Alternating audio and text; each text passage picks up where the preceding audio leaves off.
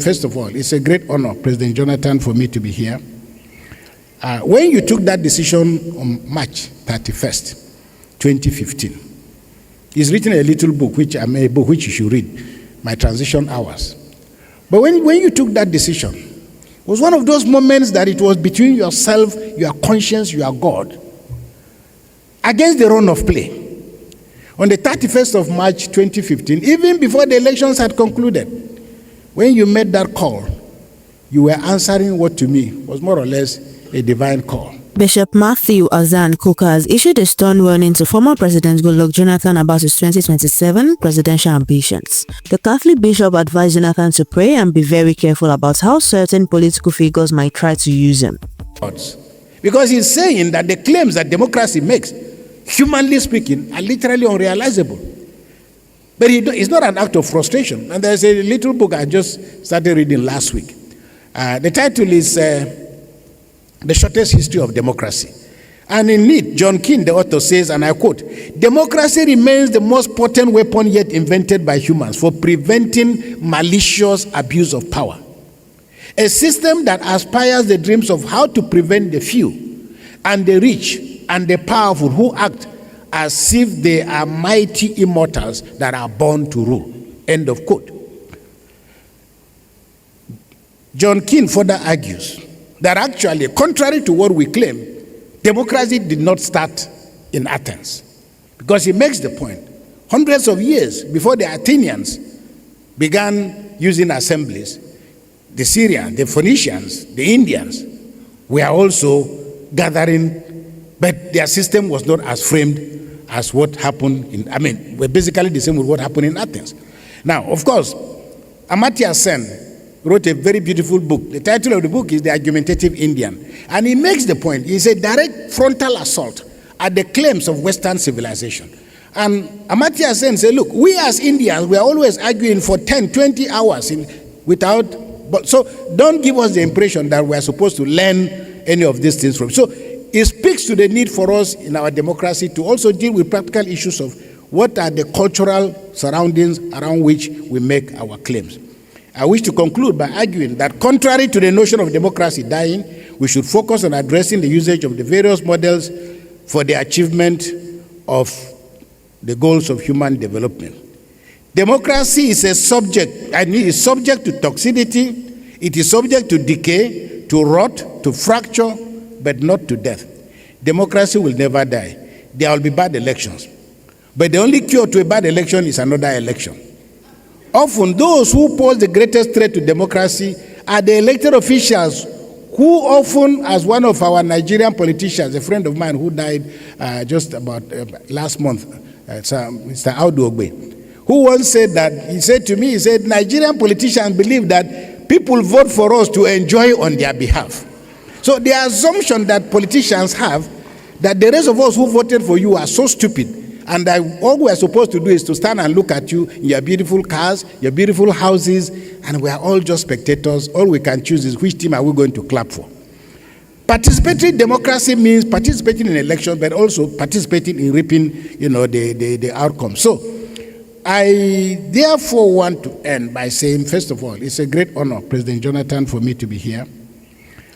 When you took that decision on March 31st, 2015, he's written a little book, which you should read, My Transition Hours. But when you took that decision, it was one of those moments that it was between yourself, your conscience, your God, against the run of play. On the 31st of March 2015, even before the elections had concluded, when you made that call, you were answering what to me was more or less a divine call. And by taking that decision, not only did you reverse, and I think your successor made the point himself over and over, you had all the military, you had all the paraphernalia of power around you. It would have been possible to instigate a war. But by taking that decision, in my view, the people of Athens entrusted into your hands a touch of hope, a touch of what democracy should look like. The honor, the dignity, the sense of sacrifice That is what democracy is all about. You illustrated that. And it's the reason why when you call, I will come. When you knock, I will open the door. Because right now, I had to excuse myself from a meeting of the Catholic Bishops' Conference of Nigeria, which is still on. Our meeting is finishing actually on Sunday. But I had to excuse myself to be here because I thought it was a great honor for me, to be with you. But please, General Theophilus Danjuma, one of our greatest statesmen, President Obasanjo's colleague, once said, very often, the voice of the devil is not so far from the voice of God. Listen very carefully to those who want to use you as an instrument for the elongation of their interests and not your interests or the interests of Nigeria. Think very clearly, pray very clearly. Final decision, it's your call. Finally, some years back, John Major, a former British Prime Minister, addressed top-level politicians in the UK. And he started his speech by posing a question. He said, if after 850 years of our democracy in the United Kingdom, if there is one person in this room that believes that we have gotten it right, please raise your hand. After 850 years, if there's anybody who believes that we in the United Kingdom have succeeded in our democracy, please raise your hand. Of course, no hand went up. Therefore, and I want to end by saying something about what is now catching flame, the hopes, the expectation, the hysteria around our young generation called Gen Z. Being young is a transition, but transition to adulthood and responsibility. Very often, many young people in Africa don't have the experience that people of our generation had.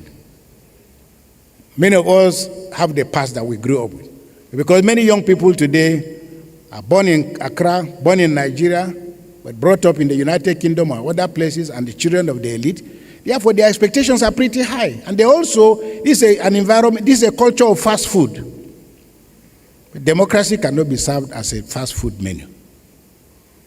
Taking responsibility to govern is not the same as wanting or aspiring to participate in the meal of corruption. Because very often many people in Africa, many young people in Africa, many groups that feel disadvantaged, rather than focusing on the real things, what do we need to do? What kind of discipline do we need to put in place? Because if you want to be president tomorrow, governor next tomorrow, we should see the signs today. There is a saying among the beggars in northern Nigeria, who are the Muslim beggars, that if Friday is going to be good, that is based on the gifts I will be given, I will see it on Wednesday.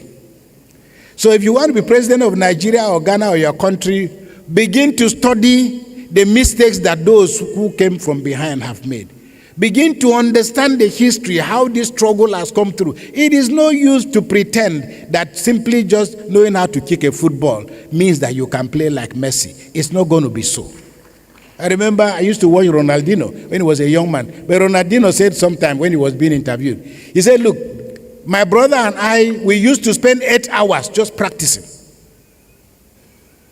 So when you see Ronaldinho do the things he does with the ball, it's not because the ball is in his feet. So, I make the point. Tolstoy once said, all unhappy families are unhappy differently. The reason why democracies have failed somewhere may not be the same with the reasons why democracies have failed in our own situation. But democracy has survived through tough times and has suffered afflictions. Democracy has survived cancers. It has survived demagogues, mobsters, empires, emperors, narcissism, apartheid, and other forms of evil. But as long as there are brave men and women like Nelson Mandela, Martin Luther King, Steve Biko, Václav Havel, Aung San Suu Kyi, the young Chinese boy whom we saw in 1990 when at Tiananmen Square, many of you can Google and see him. A tank was coming before him and he had only a cellophane bag. The tank was going this way, he was going to say, come and crush me. As long as the human imagination that has inspired people like Steve Biko, Mahatma Gandhi, Rosa Parks, Thurgood Marshall, Malala, thousands of other young people across the world, as long as that spirit is still in us, democracy will not die. The winds may blow, its flames will never go out, and all of us, you and I, are custodians of that flame. Thank you very much, and may God bless you. As Nigeria approaches another election cycle, Bishop Kukah's counsel serves as a timely reminder that political decisions carry weight beyond personal ambition. Whether Jonathan heeds this spiritual guidance remains to be seen, but the message is clear. Discernment and caution should guide any return to the political arena. What do you think about Bishop Kukah's advice? Should Jonathan consider a 2027 run, or is it time for new leadership? Drop your thoughts in the comments below and let's discuss. If you found this insightful, smash that like button and subscribe for more breaking political views and exclusive interviews. Don't forget to hit that notification bell so you never miss our latest updates on Nigeria's political landscape. Thanks for watching RNN TV. I am Esther Olatoju.